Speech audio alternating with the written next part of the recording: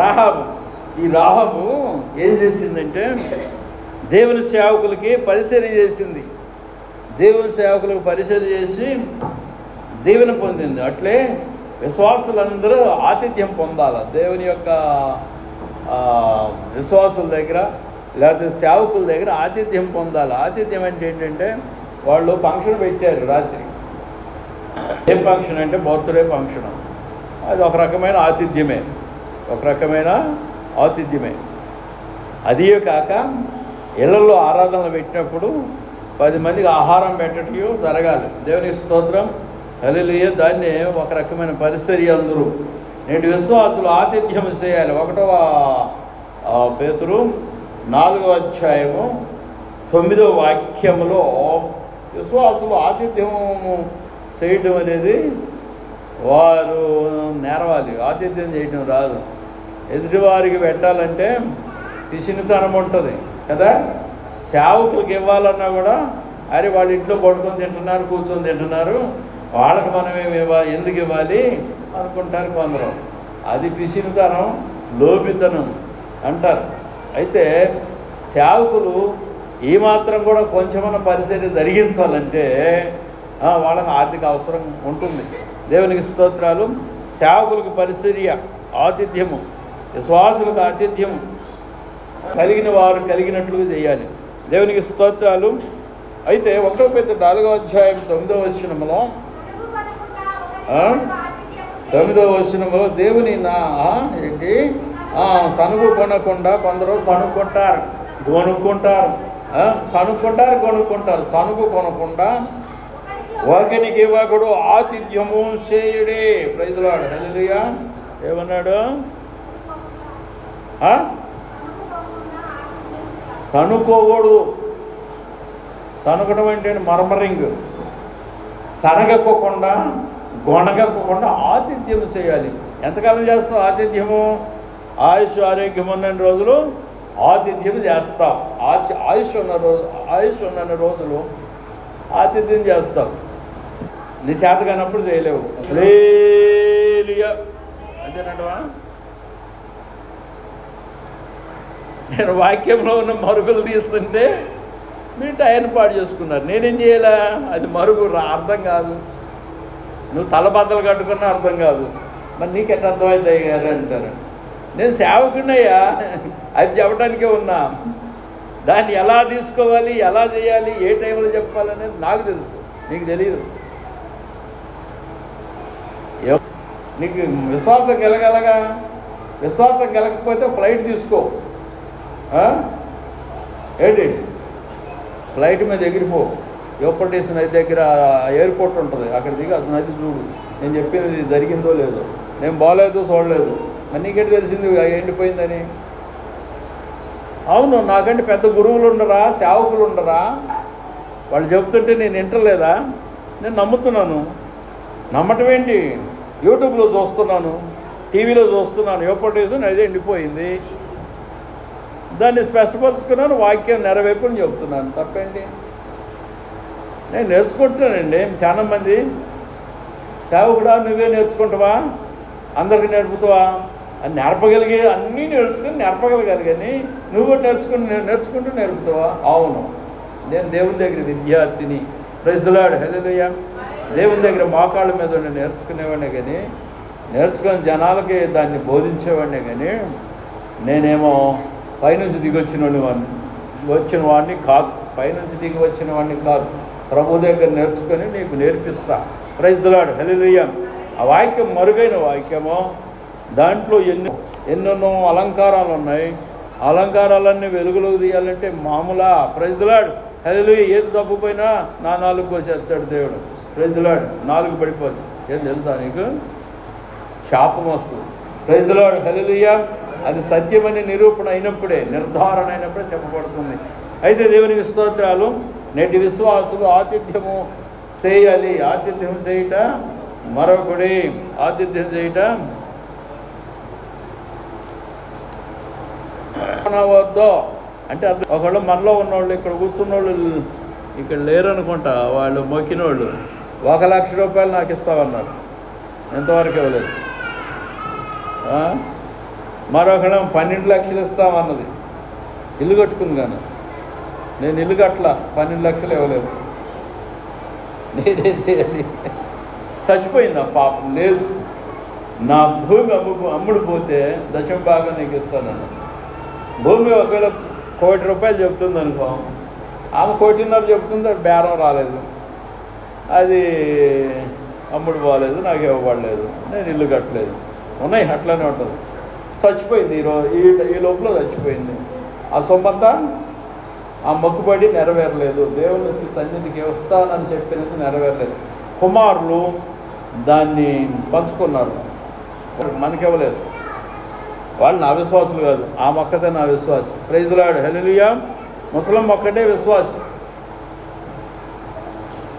మన చర్చికి వస్తున్నారు ఒకళ్ళు, వాళ్ళు లేక నాకు కానుకిస్తామన్నారు, ఇంతవరకు ఇవ్వాల.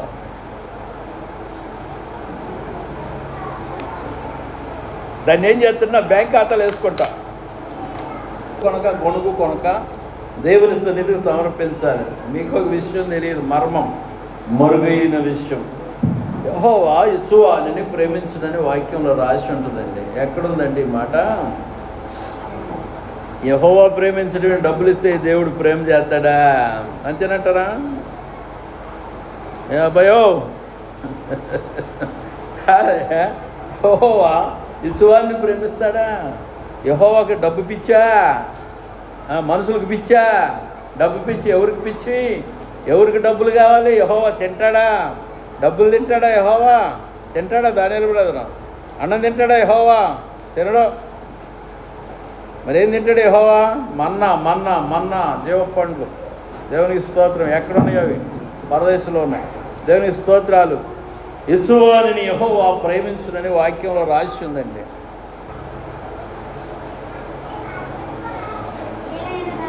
అయితే యెహోవా యిత్సువానిని ప్రేమించునని ఉంటుంది. ఆ వచనం మీకు జ్ఞాపకం ఉంటే చదువుకోనండి. ప్రస్తుతానికి ఈ వాక్యం చదవండి. దేవునికి స్తోత్రాలు.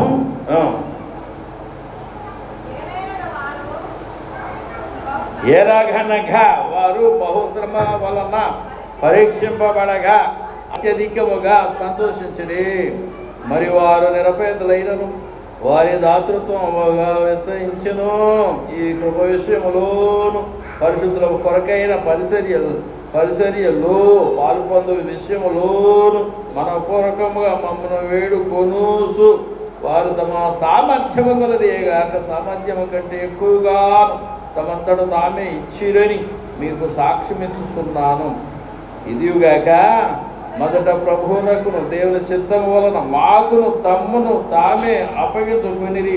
ఇంతగా చేయుదురని మేము అనుకున్నాం లేదు. కావున తీతు ఈ కృపను ఎలాగూ పూర్వము మొదలుపెట్టినో అలాగున దానిని మీలో సంపూర్ణము చేయమని మేము అతన్ని వేడుకుంటే మీరు ప్రతి విషయంలో అనగా విశ్వాసమందును ఉపదేశమందును జ్ఞానమందును సమస్త జాగ్రత్త ఎందును మీరు మా ఎడ్లనున్న ప్రేమయందును ఎలాగ అభివృద్ధి పొందుతున్నారో అలాగే మీరు ఈ కృపయందు కూడా అభివృద్ధి పొందినట్టు చూసుకోండి. అయితే ప్రభు యిత్సువానిని ప్రేమించునని ఎక్కడ రాసింది? ఇప్పుడు నేను తీసింది ఇచ్చుట విషయం అక్కడ. అంతేనా? ప్రభు యిత్సువానిని ప్రేమించునని ఎక్కడ రాసింది చెప్పండి. బైబిల్ పరిజ్ఞానం ఉండాలండి ప్రతిదానికి. ప్రభు యిత్సువానిని ప్రేమించునని రాసి ఉంటుంది.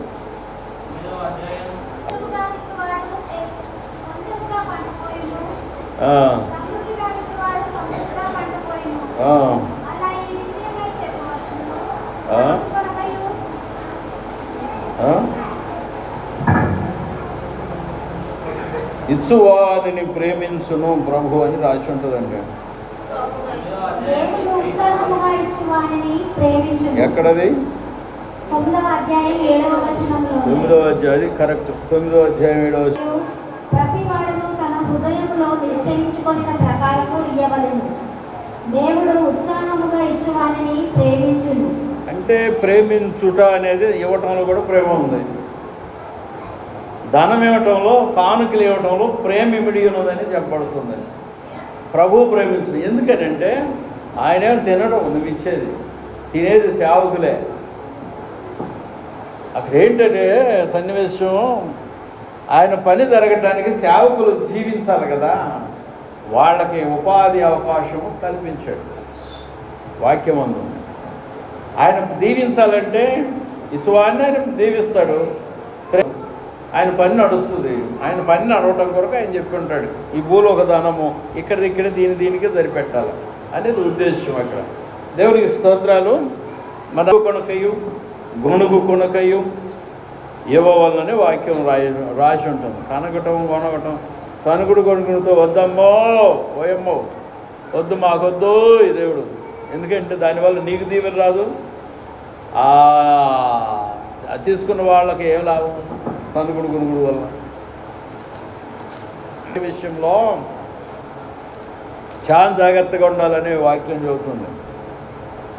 అసలు ఇవ్వకపోయినా ప్రాబ్లం లేదు, నీ మనసులో రాకూడదు. అసలు నేను ఇది ఇస్తా అది ఇస్తా ఇది ఇస్తా ఇది ₹1,00,000 ఇస్తా 12 లక్షలు ఇస్తా అని రాకూడదు. నెత్తిలోకి రాకూడదు. వచ్చిన తర్వాత ఏం చేయాలి? తీసాదులు కొట్టేయాలి. మనకు అవసరం లేదు. ఈ శాపగ్రస్తమైన ఈ పోసం, ఈ సొమ్మేంటి శాపగ్రస్తమైంది. ఆ సొమ్మే కాదు, నీ ఇంట్లో దాగున్న దశమభాగం అంతా శాపగ్రస్తమే. ఇంటికి ఉపయోగపడే ఏదైనా సరే ఆ వస్తువు నీ ఇంట్లో ఉండటానికి వెళ్ళే దేవుని ఇంట్లో ఉండాలి. ప్రైజ్ ది లార్డ్, హల్లెలూయా అని వాక్యం బోధిస్తుంది. ఇక్కడ చూడండి, పత్రిక 13వ అధ్యాయం 1వ వచనం. సహోదర ప్రేమ నిలువరముగా ఉండనీయుడి, ఆతిథ్యము చేయుట మరొకటి, దాని వలన కొందరు ఎరుగకి దేవదూతలకు ఆతిథ్యం చేసిరి. తెలీదు, వీళ్ళు దేవదూతలని తెలియదు. అవి వచ్చిన వారు దేవదూతలు. వాళ్ళు దేవదూతలు అనుకోవట్లేదు, మనుషులు అనుకుంటున్నారు. ఆతిథ్యం చేసిన వారు దేవదూతలకు ఆతిథ్యం చేశారు. అక్కడ అది దీవెనకరం అయిపోయింది వాళ్ళకి. అట్లాగా మత్తయి 25:34 వాక్యంలో స్పష్టంగా ప్రభువైన యేసుక్రీస్తు చెప్పారు. ఏం చెప్పారు? యేసుప్రభు ఏం చెప్పారమ్మా? యేసుప్రభు ఏం చెప్పాడు? ఈ ఆతిథ్యం గురించి యేసుప్రభు ఏం చెప్పాడు?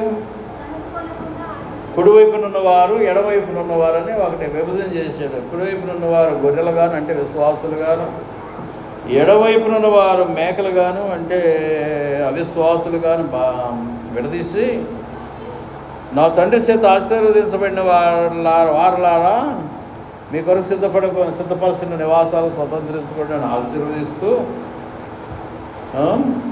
ఆయన ఒక మాట అన్నాడు, మీరు నాకు అన్నం పెట్టారు, వస్త్రం ఇచ్చారు, మన ఎవరిని? కుడివైపున ఉన్నవారిని. తర్వాత ఆహారం పెట్టారు, నీళ్ళు ఇచ్చారు, నాకు కావాల్సినవన్నీ ఇచ్చారు కుడివైపున ఉన్న వాళ్ళు, అందుకని మీకు ఆశీర్వాదం అన్నాడు. అంటే తిండి కొరకు ఆశీర్వాదమా? కాదు అని చెప్పిన వాక్యము అక్కడుంది. అదే వాక్యం పౌలు గారు కూడా రాస్తున్నాడు. ఆతిథ్యం చేయటం మరొకటి. ఆతిథ్యం ఎవరికంటే విశ్వాసులకి ఆకలి కొనిన వారికి. ఇక్కడ ప్రభువారు ఆశీర్వదిస్తున్నాడు వాళ్ళని. ఆహార నియమాల విషయంలో, వస్త్రధారణ విషయంలో, ఉండే విషయంలో, అంటే ఇల్లు వాకిలి విషయంలో ప్రభువుని యేసుక్రీస్తు కుడివైపున ఉన్న వారిని ఈ పనులన్నీ నాకు చేశారు. జైల్లో ఉంటే వచ్చారు, చూశారు. శ్రమలో ఉంటే చూశారు. రోగిగా ఉంటే వచ్చి పరామర్శించారు. రోగిగా ఉంటే ఇవన్నీ మీరు చేశారు కనుక దేవుని చేత ఆశీర్వదించబడిన వారులారా అని చెప్పాడు. అయితే అక్కడ చూడండి, ప్రభుక్రీస్తు చెప్పే విషయం భౌతికమైన వస్తువులు. దీనిలో కమ్యూనిజం ఉన్నదే. ప్రైజ్ ది లార్డ్, హల్లెలూయా. ఆ యేసు ప్రభు చెప్పిన 4 మాటల్లో 25:34 నుంచి 40 వచనాల్లో కమ్యూనిజము దాగి ఉన్నది. ఇల్లు వాకిలి, కూడు గుడ్డ అంతా సమానం, అందరూ సమానం అనే తత్వము కమ్యూనిజం వాళ్ళ యొక్క సిద్ధాంతం, డాక్టరీన్ అన్నట్టు. అంటే అందరికీ ఆహారం ఉండాలి, అందరికీ ఇల్లు ఉండాలి, అందరికీ వస్త్రం ఉండాలి అనేది ఉద్దేశము కమ్యూనిస్టుల యొక్క సిద్ధాంతం. అది యేసుప్రభు చెప్పాడు. ఇక్కడ ఎవరికి లేదో వాళ్ళకి పెట్టండి రా అన్నాడు. ఇప్పుడు కమ్యూనిజాన్ని యేసుప్రభు బాగు చేసినట్టేనా? అవును, ఇండైరెక్ట్గా బాగు చేసినట్టే. వాళ్ళు చెప్పిన సిద్ధాంతం ప్రభు నోట్లో నుంచి వచ్చింది. ఎవరికి లేవో వాళ్ళకి ఇవ్వమన్నాడు. ప్రైజ్ ది లార్డ్, హల్లెలూయా. అది ఆతిథ్యం అంటే. అదంతా మీరు ఎవరికి లేవో వాళ్ళకి ఇచ్చారు కనుక నాకు చేశారు అన్నాడు. ఇక్కడ చిన్న చిన్న పిల్లలు ఉన్నారండి, చాలా చిన్న పిల్లలు. అందులో ఒక చిన్న పిల్ల మీరు ఎవరు లేనప్పుడు తప్పిపోయి మా ఇంటికి వచ్చింది అనుకో, ఉదాహరణ చెప్తున్నా, మా ఇంటికి వచ్చింది. ఆ పిల్లకి స్నానం చేయించి, చిన్నపిల్ల కదా, చేసుకోలేదు కదా, ఉదాహరణ నమ్రతంత వాడు అనుకో, తప్పిపోయి మా ఇంటికి వచ్చాడు. మా అమ్మగారు వాడిని చేరదీసి పాలు ఇచ్చి వాడికి స్నానం చేయించి బట్టలు తొడిగించి మరి అన్నం పెట్టి ఇంట్లో పడుకోబెట్టుకొని చక్కగా వాళ్ళ అమ్మ నాన్న వచ్చిన తర్వాత మళ్ళీ అప్పగించింది అనుకుందాం. అప్పుడు ఎవరికి చేసినట్టది? చాలామంది దేవునికి అదే ఎవరికి చేసినట్టది? వాళ్ళ తల్లిదండ్రులకి చేసినట్టండి. మీకు అర్థం కావాలి, పాయింట్ అర్థం కావాలి, పాయింట్ క్లూ అర్థం కావాలా బ్రదర్. ఆ పిల్ల పసిపిల్ల ఉంది, తెలివి తక్కువ పిల్ల, తెలివి లేనిది, ఎటో ఆడుకుంటూ సరిచి దగ్గర పోదామని ఏదో పిచ్చి ఆలోచన వచ్చింది. వాళ్ళ అమ్మ నాన్న మోసపోయి ఇంటికి వచ్చింది, ఇక్కడికి వచ్చింది అనుకుందాం, ఇక్కడికి వచ్చింది. అన్నీ శారదీసి ఆదరించి అన్నీ చేసి వాళ్ళ అమ్మ నాన్న వస్తే అంతా చేసి వాళ్ళకి అప్పగించాం. అప్పుడు ఎవరికి చేసినట్టది? ఇప్పుడు చెప్పు, సరిగ్గా చెప్పు. బ్రెయిన్లోకి రారా? మీరందరూ పెద్దవాళ్ళు కదా, పిల్లలు కదా పెద్దవాళ్ళు. ఎవరికి చేసినట్టు? అది పాయింట్. ఎవరు చేసినట్టు? తల్లిదండ్రులకండి. పిల్లకి చేస్తే తల్లిదండ్రులకు చేసినట్టు. పిల్లకి తినబెడితే తల్లికి తండ్రికి తినపెట్టినట్టు. నట్టు కాదు, నిజంగానే అది. తల్లి కడుపు తండ్రి కడుపు చల్లబడుతుంది. అట్ట కాకుండా ఆ పిల్లని రాగానే ఒక బెత్తం తీసుకొని కొట్టి తరిమి కొడితే ఏడ్చుకుంటూ పంపిస్తే వాళ్ళ అమ్మ నాన్న కొట్టినట్టండి. చాలామందికి తెలియదు, మరుగు తెలియాలి. పిల్లకి చేస్తే తల్లికి చేసినట్టు. నట్టు కాదు, నిజంగా చేశారంతే. ఆ మాంసము ఆ రక్తము ఎవరిదంటే వాళ్ళ అమ్మ నాన్నది. ప్రైజ్ ది లార్డ్, హల్లెలూయా. అమ్మకి నాన్నకి వాళ్ళ రక్తము మాంసముకు నువ్వు చేస్తున్నావు కనుక వాళ్ళు చేసినట్టు. అదే ప్రభువారు ఇక్కడ మాట్లాడుతుంది. ఈ వాక్యం అర్థం కావాలంటే ఈ క్లూ తీయాలి, ఉదాహరణ చెప్పాలి, లేకపోతే అర్థం కాదు అది. అందుకని గొప్ప గొప్ప విశ్వాసులు, దైవజనులు ఈ వాక్యాన్ని చూసినప్పుడు వాళ్ళకి అర్థమైపోతుంది. మనము దేవునికి ఎప్పుడు చేసివురా, ఎప్పుడు చేసాం, చేయలేదు కదా. ప్రభు మనకు ప్రత్యక్షంగా వచ్చాడా, రాలేదే, మనం చేయలేదు కదా అనుకుంటారు వీళ్ళు. ఆయనతోనే అంటున్నారు, వాళ్ళు అంటున్నారు అక్కడ, ఆయనతోనే అంటున్నారు, మేము నీకెప్పుడు చేసామయ్యా, నువ్వు నా దగ్గర రాలేదు, నువ్వు జైలు ఎప్పుడు ఉన్నావయ్యా, మేము ఎప్పుడు వచ్చాము, మేము మన పుట్టిన వాళ్ళం, నువ్వేమో 2000 సంవత్సరాలు అప్పుడు పుట్టినోడివి, మేము ఇప్పుడు పుట్టిన వాళ్ళమి, నువ్వు మాకు కనపడలేదు కదంటే, అది కాదయ్యా, ఈ చిన్నవారికి చేశారు కదా, వాళ్ళకి చేస్తే నాకు చేసినట్టేరా అన్నాడు. Praise the lord. వీడిని మీ ఇంట్లో చేర్చుకుంటే నన్ను చేర్చుకున్నట్టేరా అన్నాడు. అర్థం కదా? ఆ చిన్నవారు శిష్యులను మీ ఇంట్లో చేర్చుకుంటే నన్ను చేర్చుకున్నారా, నా తండ్రి కూడా వచ్చాడు అందులోకి అంటాడు. ప్రైజ్ ది లార్డ్, హల్లెలూయా. వాక్యం అర్థం కావాలండి. వాక్యం అర్థం కావాలంటే నీకు అది అర్థం తెలియదు. చాలా ఉదాహరణలు ఉంటాయి, ఒక్కొక్క వాక్యానికి ఒక్కొక్క లింక్ ఉంటుంది, అర్థం చేసుకున్నారు. ప్రైజ్ ది లార్డ్, హల్లెలూయా. దేవునికి స్తోత్రాలు. మన తన ఇంటి వారిని రక్షణలోకి ఆమె నడిపించింది. ఎవరంటే రాహాబ్ అనే ఆమె తన ఇంటి వారందరిని రక్షణలోకి తీసుకొచ్చింది. ఈ యెహోషువ గ్రంథంలో 2వ అధ్యాయము 13-18 వచనాలు చూడండి. ఇప్పుడు చూడండి అక్కడ యెహోషువ గ్రంథం 2వ అధ్యాయము 13వ వచనము 18వ వచనంలో అక్కడ ఏం రాసింది? 2వ అధ్యాయంలో 13-18 వచనాల్లో. అందుకని ఈ వాక్యంలో ఏం చెప్తున్నాడంటే, ఆతిథ్యం చేయటం మరొకటి, వాళ్ళు తెలియకని దేవదూతలకి పరిచర్య చేశారయ్యా. అబ్రహాం ఎదురికి దేవదూతలు వచ్చారు. ఆయన దేవదూతలు అనుకోవట్లే, ఎవరో బాటసారులు అనుకున్నాడు.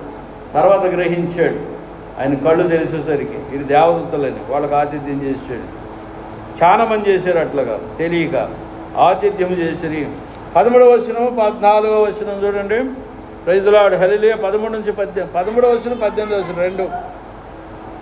నా తండ్రియు నా తల్లియు నా అన్నదమ్ములను నా అక్క చెల్లెండ్రును వారికి కలిగిన వారందరూ సావకుండా బ్రతుకనిచ్చి రక్షించున్నట్లుగా దయచేసి యెహోవాతోడని ప్రమాణము చేయుడని 18వ వచనం. తర్వాత నీవు మమ్మను దించిన ఈ కిటికీకి ఈ ఎర్రని దారమును కట్టి నీ తండ్రిని, నీ తల్లిని, నీ అన్నదమ్ములను, నీ తండ్రి ఇంటి వారిని అందరినీ నీ ఇంట చేర్చుకొనుము.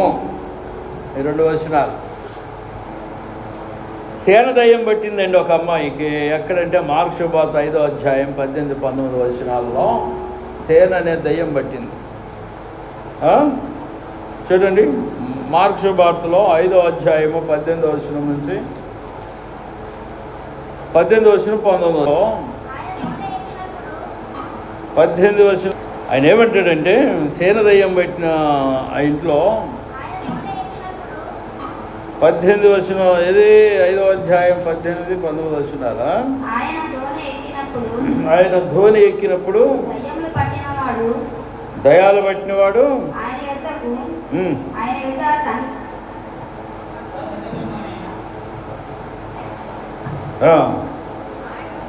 ఆయన యొద్ద తన్నుండనిమ్మని ఆయనను బతిమాలుకొనెను.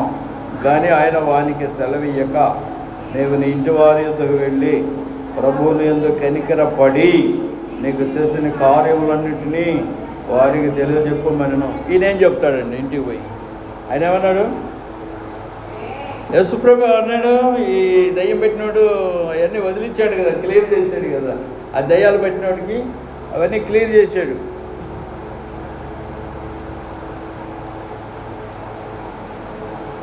క్లియర్ చేసినప్పుడు వాడు బజ్జీలు ఆడుతున్నాడు. ఏమని?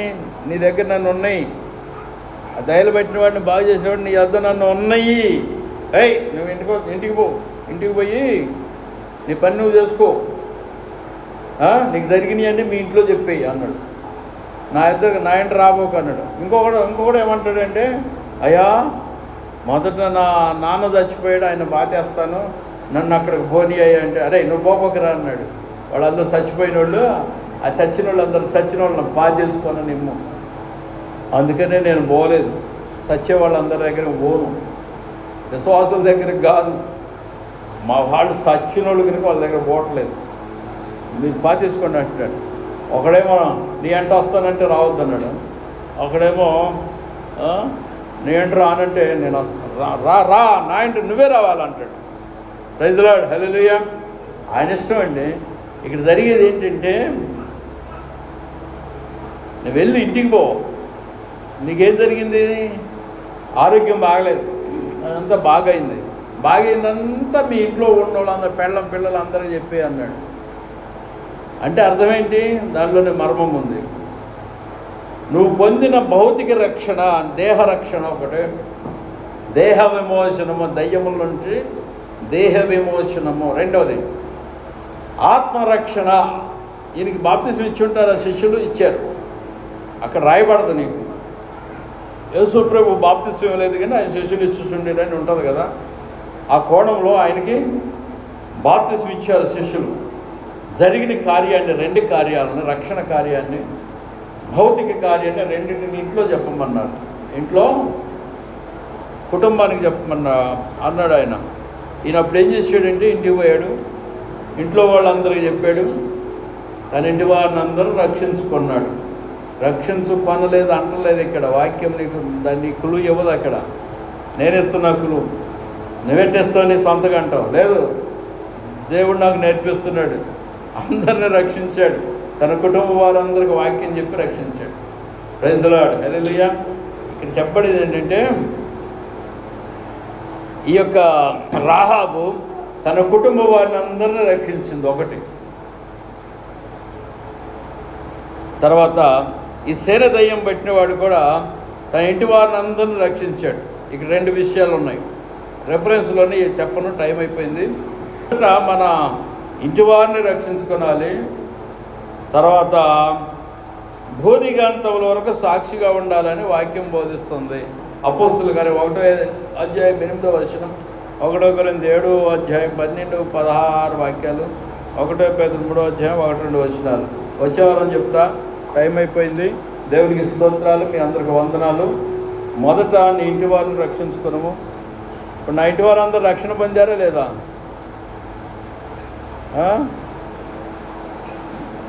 రక్షణ పొందారు కానీ దాన్ని కొనసాగించుకోవట్లేదు కొందరు. ఇక్కడ కాదు, నా కుటుంబం అంతా రక్షణ పొందింది. మా అమ్మ నాన్న కాదు. మా అమ్మ నాన్నకి నేనేమన్నా గైడ్నా లేకపోతే మార్గదర్శినా? నేను చెప్పినా కూడా వినలా. అమ్మ తులసి పూజ చేస్తుంది, తులసమ్మ వారి పూజ చేస్తుంది. అమ్మ అక్కడ గోడ మీద ఉంది ఒక తులసమ్మ వారు చెట్టు, ఆ చెట్టుని పూజ చేస్తుంది మా అమ్మ. మా అక్క, మా నాన్న చేయడు, దేన్ని చేయడు, పానకం తాగుతాడు, కొబ్బరికాయ పలహారం తింటాడు. అమ్మ, అక్క, నాయనమ్మ, అమ్మమ్మ వీళ్ళందరూ తులసి చెట్టు పూజ చేశారు. నాకు అప్పగించారు. నాకు అప్పగించిన కొత్తలోనే వదిలిపెట్టేశారు. యెహోవాని నమ్ముకున్నాను, వదిలిపెట్టేశాను. ఇది తెలుసుకున్నాను సత్యమనే వదిలిపెట్టేశాను. ప్రైజ్ ది లార్డ్, హల్లెలూయా. అయితే వాళ్ళని నేను రక్షించాలి కానీ వాళ్ళు నన్ను రక్షణలోకి నడిపించలేదు.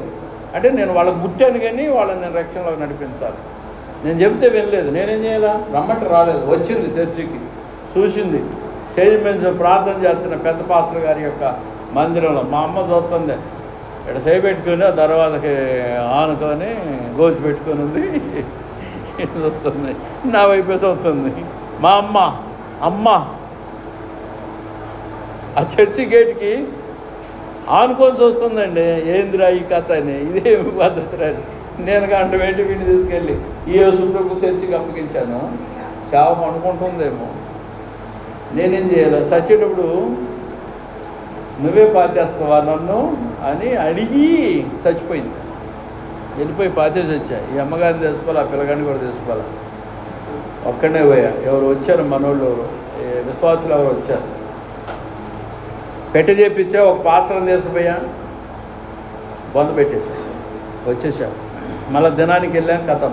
అయితే రక్షణ అయితే మరి బాప్తిస్మం అయితే తీసుకోలేదు. వేరే పాస్టర్ గారు వచ్చాడు, ఆయన చేశాడు కార్యక్రమం. మా వాళ్ళు ఒప్పుకుంటామంటే ఈ పద్ధతిని నేను వెళ్ళి చేశాను. వాళ్ళు ఒప్పుకోకపోతే మీరు చేసుకోండి అనేవాళ్ళు. పోకపోదును కూడా. దేవునికి స్తోత్రం. శవము పోయినప్పుడు మట్టిలోకి ఆ శవము అనేది మాట్లాడడం, దానిలో జీవం లేదు. దానికి ఏ కార్యక్రమం జరిగినా ఒకటిదే. బ్రతికొండగా నోటితో యేసు ప్రభు అని ఒప్పుకొనుటి, హృదయం మందు విశ్వసించుటి జరిగితే రక్షణ వస్తుంది. కేవలం బాప్తిసం పొందడం వలన కాదన్నందుకు బాధపడవద్దు. వాక్యం చూపిస్తాం మళ్ళీ దానికి. రోమా 10:9 నోటితో ఒప్పుకొనుట యేసు ప్రభు అని, హృదయం మందు విశ్వసించుట వలన రక్షణ కలుగుతుంది. ఒకటి. బాప్తిస్మం మిమ్మల్ని రక్షిస్తుందా అంటే, నమ్మి బాప్తిస్మం పొందిన వాడు రక్షింపబడినని మళ్ళీ అక్కడ ఇచ్చాడు. ఇంకొక వాక్యం ఇచ్చాడు. బాప్తిస్మం పొందొద్దు, రక్షణ కలగదు అంటలేదు. నీటిలో బాప్తిస్మం పొందితే రక్షణ కలుగుతుంది. నీటి బాప్తిస్మం దగ్గర రావాలంటే ముందు నోటితో ఒప్పింపజేస్తారు సేవకులు. హృదయంలో విశ్వాసం వచ్చేటట్టుగా వాక్యాన్ని నాటతారు. అప్పుడు బాప్తిస్మంలో తీసుకెళ్ళి ముంచిన రక్షణ వస్తుంది. ప్రైజ్ ది లార్డ్, హల్లెలూయా. రెండు స్టెప్పులు వేరే. అయితే దేవునికి స్తోత్రాలు. ఆమె ఏ లోకంలోకి పోతుందో నాకు అర్థం కాలేదు అసలు. అటు గజిబిజిగా ఉంది, అటు ఇటు. నేను ప్రభువుని విశ్వసించింది విగ్రహము ఆరాధన నుంచి ప్రభువును విశ్వసించానండి. ప్రైజ్ ది లార్డ్, హల్లెలూయా, హల్లెలూయా. మీ అందరికి వందనాలు, మీ అందరికి వందనాలు. అంతేనా? టైం అయిపోయింది. ఏమైనా పొడిగించుదా అంటే కరెక్ట్గా 3 అయింది. మోకాళ్ళ మీద 3 అయింది.